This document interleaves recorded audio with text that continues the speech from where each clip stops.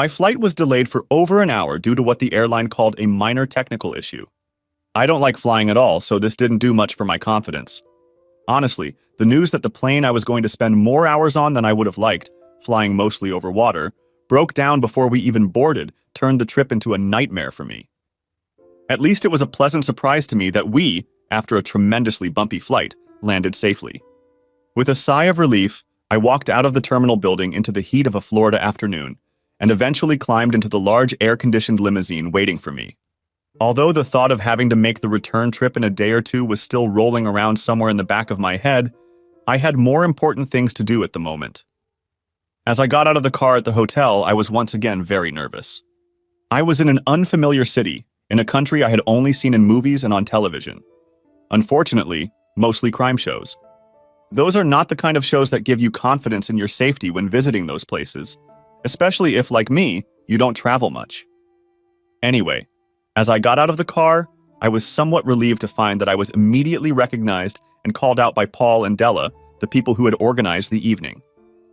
"Hi, Mike, we weren't sure you'd make it on time. We'll get your bag and check you into your room. Now you better get going, it's waiting for you in the lobby," said Della.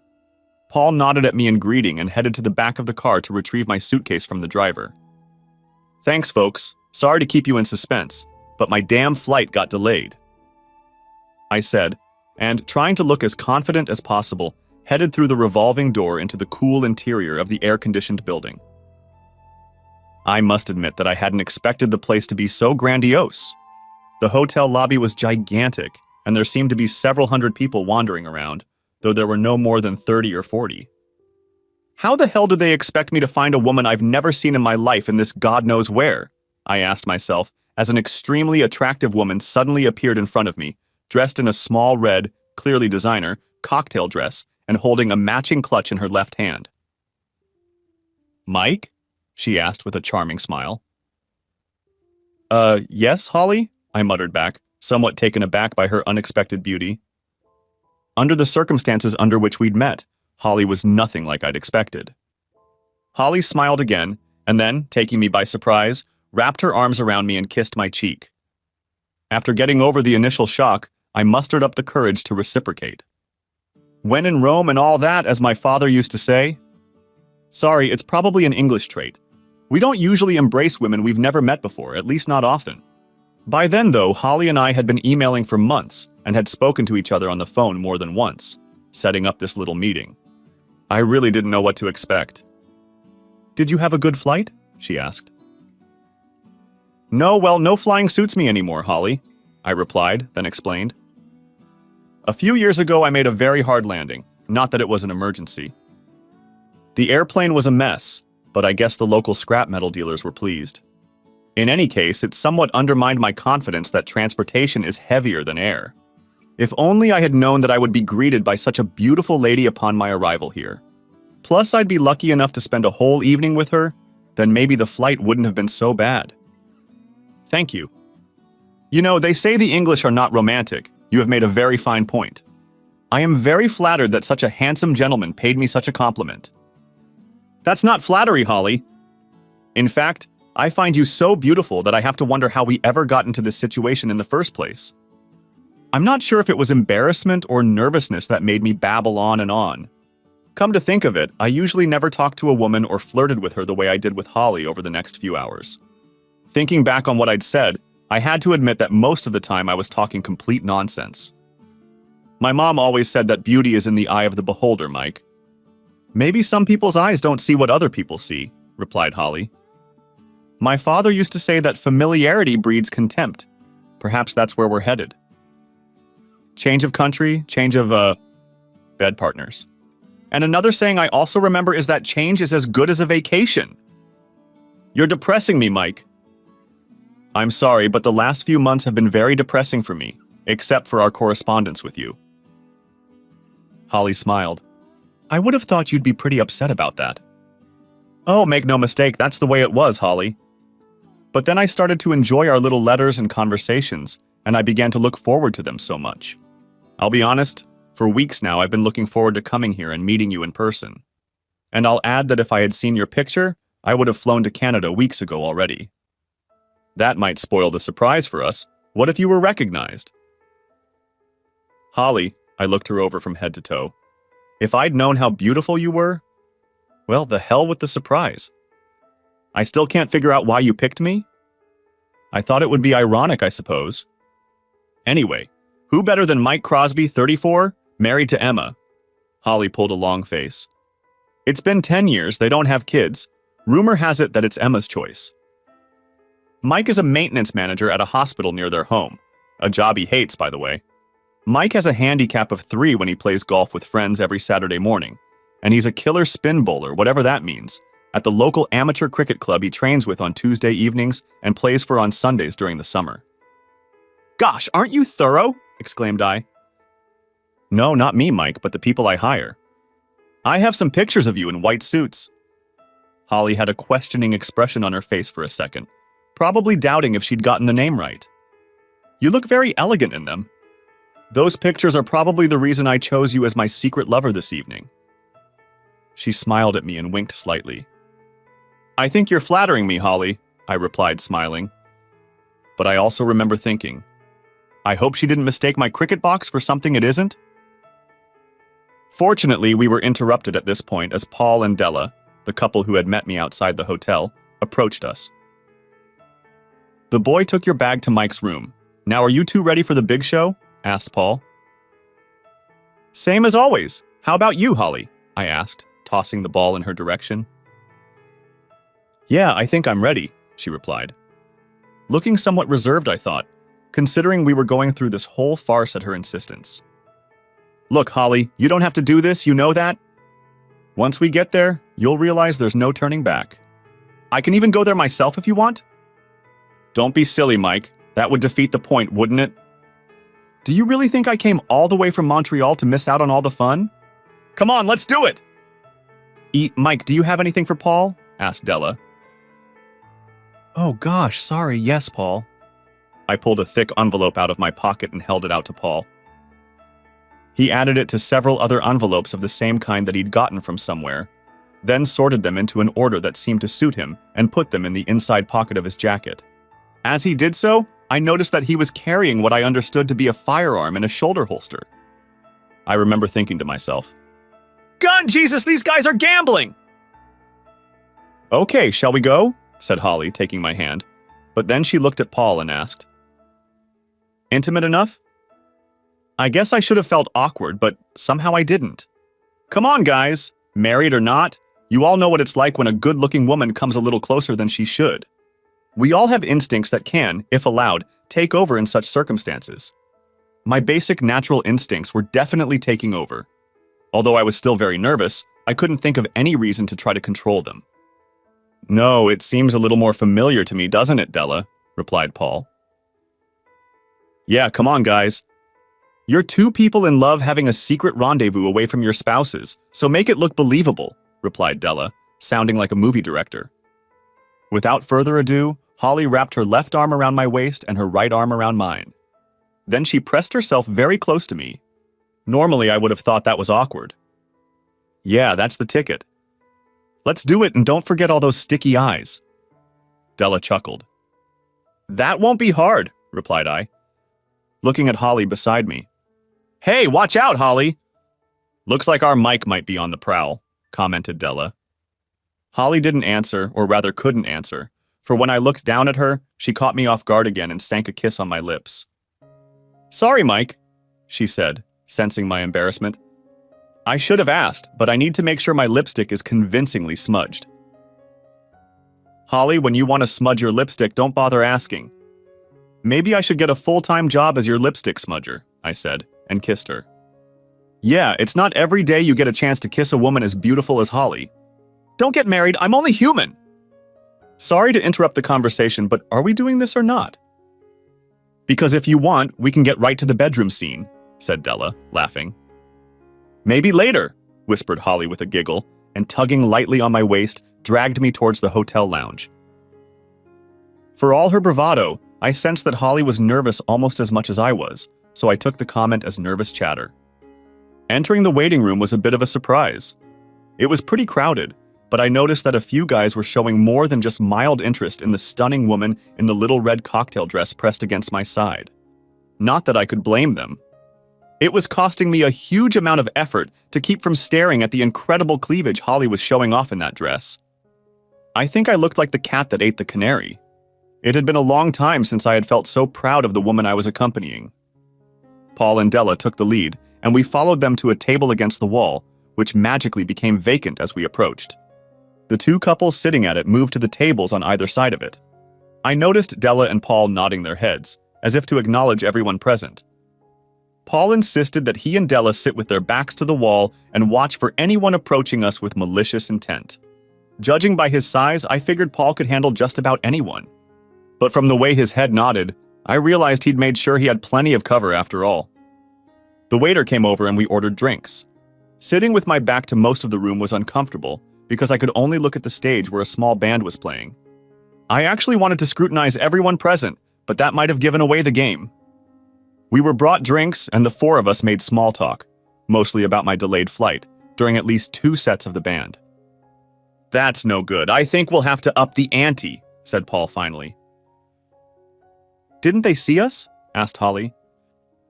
"They're too into themselves. I don't think they've said a word to the rest of their party since we got here."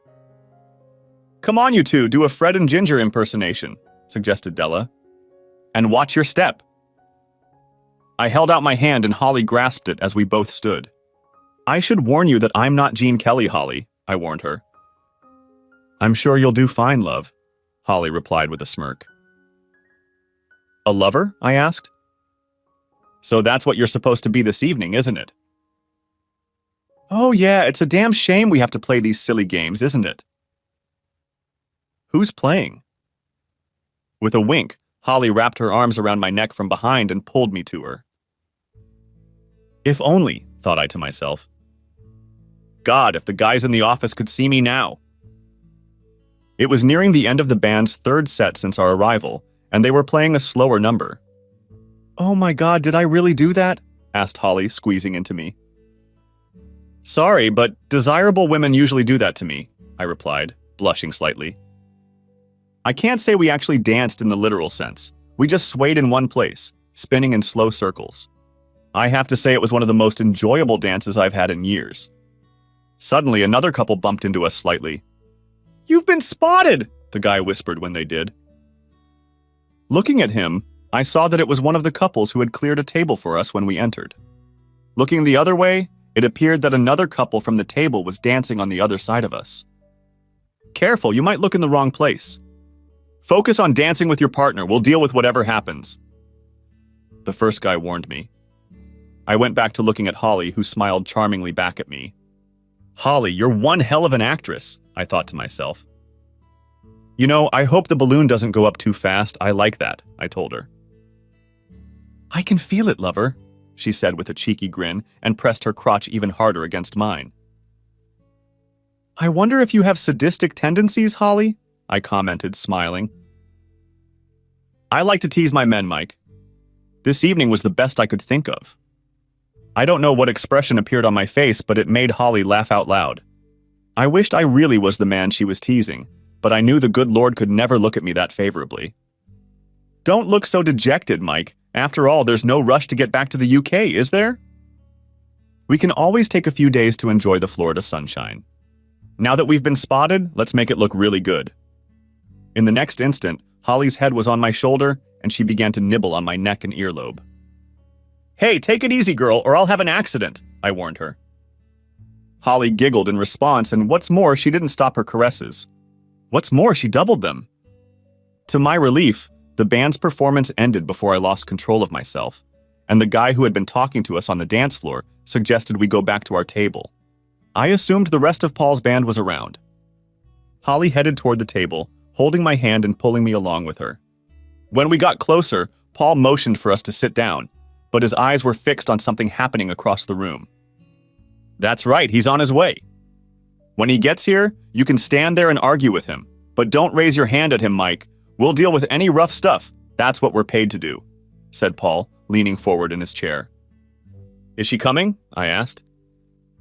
"No, you know, I don't think she's realized it's you yet. That's assuming she saw you at all, since she was standing with her back to the dance floor." But she's watching closely now, so she'll probably spot you as soon as you stand up and turn around. What the hell is going on here, Holly?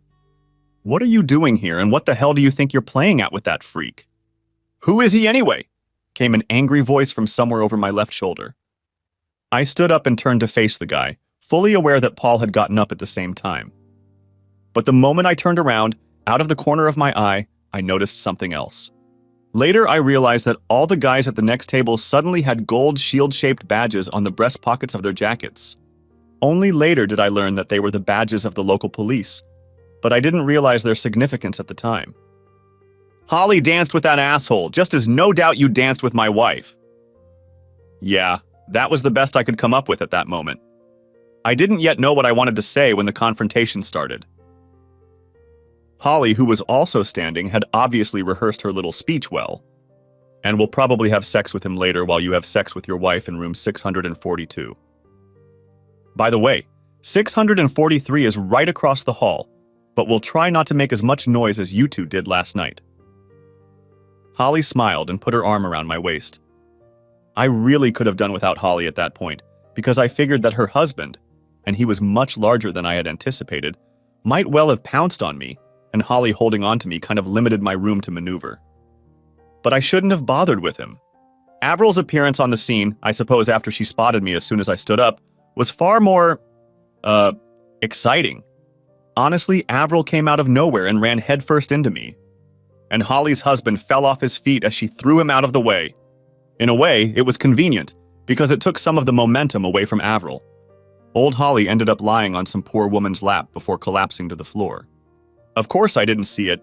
I was lying on the floor myself, looking at my very angry wife. I think the tumble to the floor that Avril and I took shook her a little as much as it did me. Anyway, she ended up laying on top of me, gazing up into my face. "What the hell were you doing with that slut?" she demanded. Demanded she. "Dancing, what did it look like?" I replied, still without the jazz reprise. "It looked like you were trying to gorge yourself on a brownie," she replied. "Come on, Avril, I just got here. I haven't had a chance yet. You've been sleeping with her husband for the last 2 days at least." I was pleased with myself. I had managed to make the first successful leap. But don't be so stupid, Mike. Where did you get this stupid idea?" said Avril, rolling off me and sitting up. "How did you even get here? You don't fly, do you?" Movement to my eye was extremely difficult. Wherever I looked, I saw only the legs and feet of people. "Yes, when you need to catch your wife with her lover," I replied. I was good at those answers. "It's nothing, Mike. You know I'm here on a business trip." "Avril, your business trip was to Houston, and this is bleeding Florida. Neither you nor your company has any business in Miami. You had a meeting in Houston, and then you flew here with a gold digger wherever he was headed." There were so many of Paul's men around that I lost sight of Holly's husband for a moment. "And the last 2 nights you've been doing the horizontal tango with that bastard in room 643. 642, lover. 643 is our room." Holly's voice came from somewhere. "Yes, sorry, room 642. Would you like to see the tapes, Avril?" I asked. I didn't know if Holly had tapes from this trip, but I knew she had plenty of tapes from their previous dates. I figured Avril wouldn't want to see them. Avril just sat on the floor and stared at me. I have to admit, it was the first time I'd ever seen her at a loss for words. No, that's a lie. I remember the first time I went to bed with her, before we were even married. When I was done with her, she lay there speechless. I always thought I had shaken all the chatter out of her. Well, that couldn't disappoint her. She came back for more the next night and eventually married me. It's just a pity. Suddenly, hands helped us to our feet, and the next thing I realized, except that Holly had her arm around my waist again, was Paul saying, "Morgan Ardent, you're being served." And he held out an envelope to Holly's rather disheveled husband. I wondered what I'd missed to make Morgan so disheveled. Paul then promptly did the same with Avril. Although our British divorce petitions don't have to be filed as formally as the Yanks do, I could send them by registered letter. Holly and I just thought it would brighten up the party a bit if we did it officially and at the same time as handing the papers to her husband. Then the 2 guys with Holly and Morgan, who followed the lovers along with the rest of their company, were handed the paperwork. Holly took care of everything, Avril and Morgan worked for an American company, so we both sued them in an American court for turning a blind eye to what was going on with the couple. Of course, with their bosses who were served papers were their girlfriends. I guess the damn company had to turn a blind eye. Finally, Paul handed Morgan Ardent the suit for alienation of affection that Holly's lawyers had filed in the American courts on my behalf. It had been years since anyone had successfully pulled something like this off in the UK. Just as suddenly as it started, it ended. I have no idea where or when Avril disappeared to.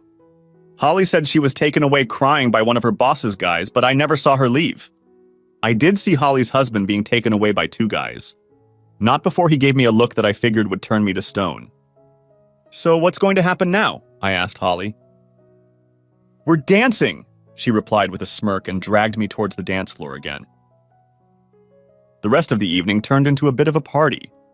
When we got back to the table, Paul and Della sort of introduced us to all their cop friends, but didn't go into detail. They knew who we were anyway. Della explained to me as I danced with her that, as they'd hoped, all those police badges kept old Holly from taking a swing at anyone. Judging by the state he was in the last time I'd seen him, I had to wonder if he'd taken a swing at anyone else while I was on the floor with Avril. Some of the women at the party were also police officers, and I had a fascinating conversation with one of them when I danced with her later. She told me that a few years ago she had been shot while dealing with a domestic dispute. "I shot his balls off," she replied when I asked her what happened. "We were taught that if you're forced to fire a shot, you should empty the cartridge case. There's no point in risking them having time to fire a second shot." "Where did he shoot?" I asked. "Would you believe it? I had to have my nipple reconstructed." "God, lucky he didn't kill you," I commented, thinking that if the bullet had hit her in the chest, it must have traveled very close to her heart. The damn thing hit my badge first and then deflected onto my chest. I don't know if that damn badge saved my life or made it worse. Christ, what did your husband say about it? Not so much. He himself got shot in the ass a few years ago. The bullet is still in him. They sent him away for that reason. I bet he wasn't happy about it. No, Paul's quite happy. He's a qualified lawyer now, but he's more interested in doing all those private investigators. Paul is your husband. Then who is Della? I assumed Della was Paul's wife. I have no idea why. My sister. She's an ex-cop too, quit when she had her first child. I never got up the courage to ask under what circumstances Paul got shot in his jacket. I found that American police officers like to have a drink or two. It was a little disconcerting that they all seemed to carry guns. Not that they were waving them around or anything. I have no idea what time the party ended. I'm afraid I had too much to drink myself. But I remember a disappointing conversation we overheard in the elevator. One of the hotel employees was telling the couple how lucky they were. The hotel was full, but for some reason the couple in room 642 had suddenly checked out. The housekeeping staff was still in room 642 when Holly, Paul, Della, and I went into room 643. Well, that takes away what remains of the evening's fun, said Holly.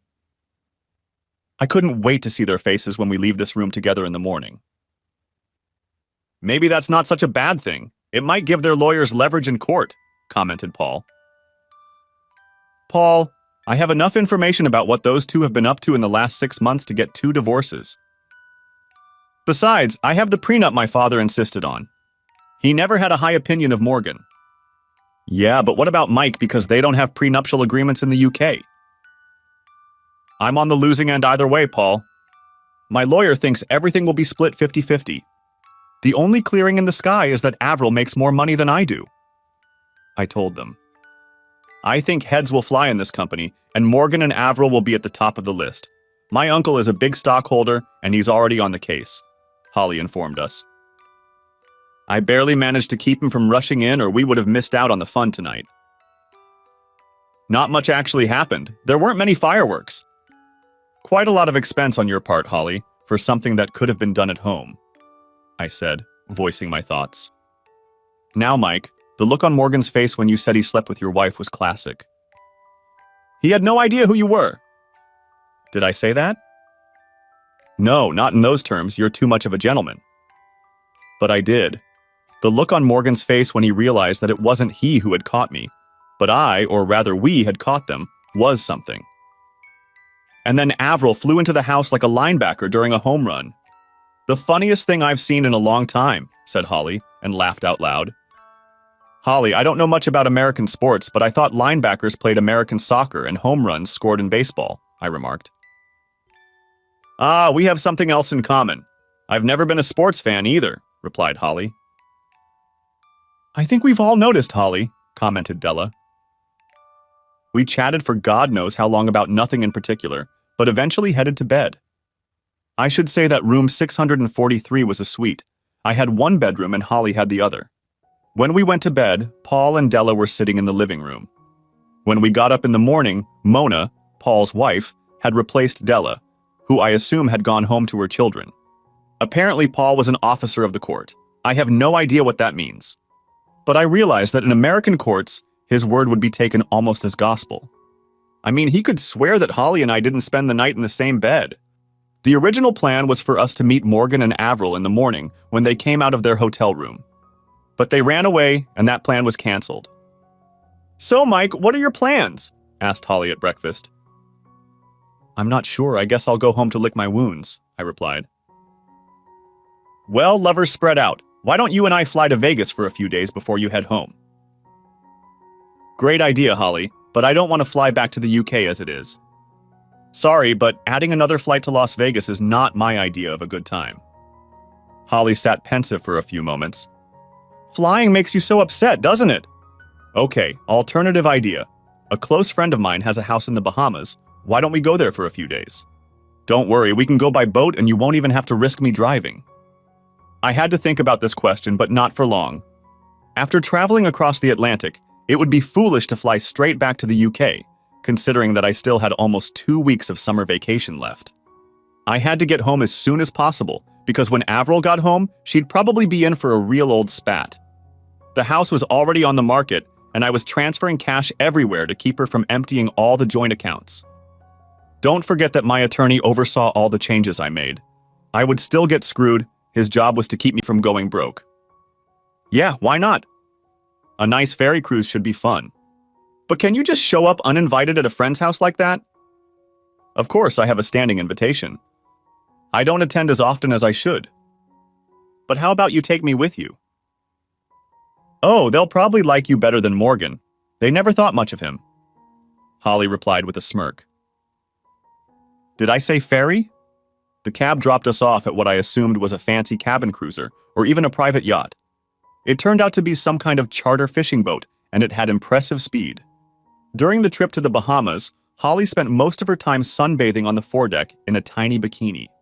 I spent most of my time on the bridge, where the captain was ostensibly showing me how to steer the boat, while in reality, we were admiring Holly's slender body with the other crew members. "Daddy!" said Holly, hugging the older guy who met us at the boardwalk. This is Mike, his wife Morgan played with him. Holly introduced us. Hey, son. He shook my hand and then Holly's. I told you you could never trust that little shit. But no, you always thought you knew best. Okay, Mike, let's go back inside and change into some appropriate clothes. I realized that my business suit was not considered appropriate attire for the Bahamas. In the house, a large dilapidated structure that bore little resemblance to a house I had been to before, I met Holly's mother, who greeted me like a long-lost son. It was disconcerting to my reserved English nature. Things got a little more formal, though, when Holly's father escorted me to my room. Let's just say he made sure I understood where my room was. And it was where he and his wife expected me to sleep. Well, you got it! The next 4 days were very enjoyable. When Holly and I weren't sunbathing or swimming in her father's pool, I was either fishing from the same boat that ferried us here with Holly's father. Or in the evenings, we attended numerous cocktail parties. At some of them, Holly danced with me, but she was a little more chaste than she had been that first night at the Miami hotel. The last night before we left, Holly and I somehow ended up walking along the beach under the moonlight. We weren't in each other's arms or anything, but she was holding my hand. We talked about how upset I was that my divorce was going to cost me the house that I had spent so many years remodeling to fit Avril and my idea of what a house should be. Although Avril always let me do whatever I wanted to do with the house, Avril just picked the color schemes and everything. The outbuilding and even the kitchen and bathrooms were always my plan, as was the garage and workshop. How I will miss that workshop. Mike, do I want to apologize? Said Holly suddenly. What's there to apologize for, Holly? Well, that first night in Miami, I got a little ahead of myself. Holly, we were both very nervous about what was going to happen. I think we both drank a little more than we should have and said some things we shouldn't have. It helped mask our nervousness. That's all we have to worry about. I know, but I'd hate for you to think I'm flirting with someone like that. Damn, don't be silly, girl. I understand perfectly. I owe you an apology. I didn't control myself like I should have. I noticed, big boy, she replied with another adorable giggle. Anyway, we're not the type to give in to our baser instincts like Morgan and Avril, are we? Absolutely not, Holly. We've been together for almost 5 days and we haven't kissed once since that first night. Why do you think that is? I'm not sure. You're a very attractive woman and I enjoyed being the official smudger of your lipstick last night. But we have to take into account that we're both in what you might call a rebound relationship. How many relationships do you know that would last if they started under those circumstances? Yeah, I have to admit that they usually lead to heartache for everyone in the end, said Holly quietly. Besides, we're both still married, Holly, although our spouses don't seem to notice that fact. Yes, you're right. We're above that kind of behavior, aren't we? With regret, replied I. Does that mean you can't smudge my lipstick at least once before you leave? Holly, I sure as hell told you I'd love to apply for a full-time position as a lipstick smudger.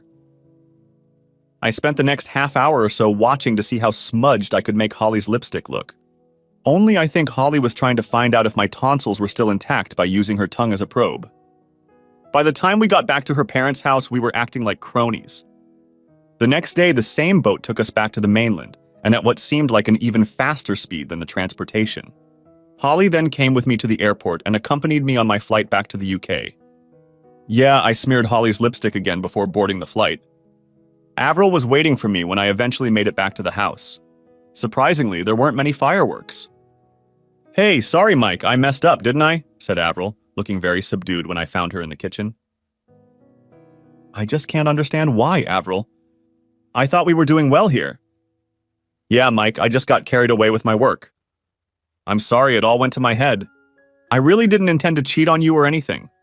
Jesus, Mike, I still love you. Yes, so what feelings do you have for him? Damn, please don't ask. He flattered and seduced me. I acted like a stupid schoolgirl. Did you? With his wife? Avril, was all I had to say. Hell, I might have known you wouldn't do that. Now you're going to tell me we don't stand a chance, aren't you? You know me better than I know myself, Avril. When do I move out, or are you leaving? If you don't bring either of your lovers here, Avril, we can both live here until the house is sold. It will give us both time to find some half-decent place to live. Divorce? I'm willing to change the grounds to irreconcilable differences if we can come to an amicable agreement on finances. This will allow us to divorce quickly. Get the papers out and show me where to sign, Mike. I messed up, so I won't give you any more trouble, Avril said with resignation in her voice. That was the end of it. The divorce took place in a matter of months. The house had not been on the market for long. It had been on the market for almost 2 months when a real estate agent came along and bought it on behalf of his client. The strange guy never struck me as a real estate agent. In any case, we never even saw the buyers or learned their names. After much negotiation, he even bought almost all the furniture. I was moving into rented accommodation, and Avril, having been fired by her employer, suddenly found herself being hunted by another American company. She left England for California before the divorce was finalized. I don't know, maybe 2 months after the Nisi ruling, I got a call from the agent of the people who bought our house. It seems my client is having trouble understanding the controls of the central heating system, Mr. Crosby. We were wondering if you could come in tonight and explain to them how to set it up, he asked. I don't see why they're having trouble, it's a pretty standard system. But then again, that damn electronic timer is hard to figure out. Yeah, tell them I'll stop by tonight on my way home from work and see if I can help. By the way, what are their names? I asked. Thank you, Mr. Crosby. I'll tell them to expect you about 6:30. Goodbye, he replied, whereupon the line dropped. Weird. I remember thinking, how the hell did he know I'd get there at 6:30? When I lived there, I always came home from work at that time. And the bastard hung up on me without telling me his name. The garden looked pretty much the same when I moved in. That is, if you ignore the little sign proudly informing everyone that the new owner uses a local gardening company to mow the lawns, etc. There were no cars on the road, so I parked in the same spot. With a heavy heart, I went to the front door and pressed the bell. You know, it's really weird to go back to a house you used to live in and find yourself ringing the doorbell instead of just putting the key in the lock and letting yourself in. "Who's there?" The voice came from behind the closed door. "Mike Crosby," I snapped back. "I'm here to explain what a heating system is." I could hear all the locks and deadbolts I had installed on the door with my own hands being pushed back and undone. Screams, most of them were for when we went to bed or left the house empty. I didn't realize anyone would use them all the time. Eventually, the door opened, and a young woman of about 18 with a very thick Eastern European accent opened the door and motioned for me to come in. "The mistress is waiting in the parlor." The young woman said it very precisely, as if she had rehearsed it. Then she giggled and ran off toward the kitchen. With a knock, I opened the living room door and stepped into the room. "I'm Mike Crosby. I believe you have a problem with the central heating," I said to the woman standing with her back to me, looking out into the back garden. "No, the heating is working fine, Mike. What I really need is someone to smudge my lipstick," she said, turned and walked into my arms. Epilogue. It's funny how things can turn out. I never got to spend another night alone in my apartment. Holly and I were married less than 2 months later. I don't work in a hospital anymore. I'm now the joint representative for Holly's father, along with Holly, in the UK and Europe. This guy has gotten involved in just about everything you can think of. To be honest, I'm out of my depth most of the time, though I'm adopting Holly's expertise as I go along. Really not much, unless you count the flag display. I have a feeling that old Holly is just making sure I can afford to keep Holly in the shape she's used to. Be that as it may, I have to put on my socks quickly and get things out in the open. In a few months, Holly will have to stop chasing me all over Europe. You can't drag a kid around like that, can you? No, I'm still not flying if I can help it. Honestly, life since we got married has been like one long car vacation, very enjoyable in the new Beamer. What do people call it? Oh yes, I think I fell on my feet and also fell in love with one of the most beautiful women in the world. We spend most nights in luxury hotels. I find the nights more exhausting than the trips. Holly can be insatiable sometimes. God knows how Morgan even found the strength to sleep with Avril. But Holly insists I'm much better than Morgan in that regard. Maybe he never gave Holly and her needs the attention she deserved. Sometimes I think my new wife has a very twisted sense of humor. One morning I was coming out of the bathroom at home and caught Holly saying thank you to a picture she had hidden in one of the dresser drawers. She looked very embarrassed when she realized I had noticed her. I, of course, asked who was in the picture. Would you believe it? It's your ex-wife Avril. Holly replied with a smile. Well, Mike, you have to admit that if Avril hadn't let Morgan get her into his bed, I never would have found you, would I? I'll always have sympathy for her, you know? You have to agree it's a very different way of looking at things. I walked over to Holly's dresser and picked up the picture. Thank you, Avril. I never thought that having you run around and cheat on me could lead to me being so happy, said I. Then I put the picture back in the drawer and turned my attention to the woman who really mattered to me. It must have been almost lunchtime when we came up for air again and went downstairs for breakfast. Lord, how tired was I? Life goes on.